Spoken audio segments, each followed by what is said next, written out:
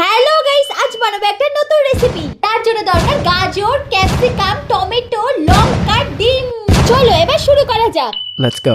জানি তোমরা এতক্ষণে ভালো রেসিপিটা গেস করে নিয়েছো। হ্যাঁ গাইস, আজ আমি ওটাই ট্রাই করতে চলেছি। আমি প্রচুর এক্সাইটেড এটা বানানোর জন্য। এবার চলো এটা লেসের মধ্যে ভরে দেওয়া যাক। তার আগে এটাকে ভালো করে হাত দিয়ে গুঁড়ো করে নিতে হবে। গুঁড়ো করে নেওয়ার পর কেটে রাখা সমস্ত জিনিসগুলো এক এক করে এর মধ্যে আমরা দিয়ে দেবো। নিয়ে ভালো করে ঝাঁকিয়ে নেওয়ার পর এই দেখো এটা কিন্তু রেডি হয়ে গেছে। শুধু কিন্তু গরম জলটা পুরো ফুটে উঠেছে। আমি কিন্তু এর মধ্যে ডিমটা দিয়ে দিয়েছি। ডিমটাকে কিন্তু গাজরটা ভালো করে পেঁচিয়ে নিয়েছি। এবার এটাকে প্রায় কিছুক্ষণের জন্য ফুটতে দেওয়ার পালা।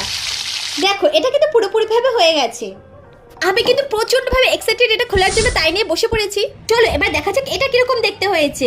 গাইস এই দেখো জাস্ট অসাধারণ কিন্তু দেখতে হয়েছিল। এবার এটাকে আমি অল্প অল্প করে কেটে নিয়েছি। কেটে এবার এটা টেস্ট করা পালা। চলো টেস্ট করে তোমাদের সাথে শেয়ার করি কেমন খেতে হয়েছে। সত্যি কথা বলতে গাইস আমি প্রচুর কনফিউজ ছিলাম যে এটা ভালো খেতে হবে নাকি। এর জন্য ভয় অল্প একটু মুখে নেওয়ার পর সত্যি বলছি গাইস অসাধারণ হয়েছিল এটা খেতে। এটা কিন্তু শুধু অসাধারণ বলে না, এটা কিন্তু একটা হেলদি একটা খাবার। যারা ডায়েটে আছে তারা কিন্তু এটা অবশ্যই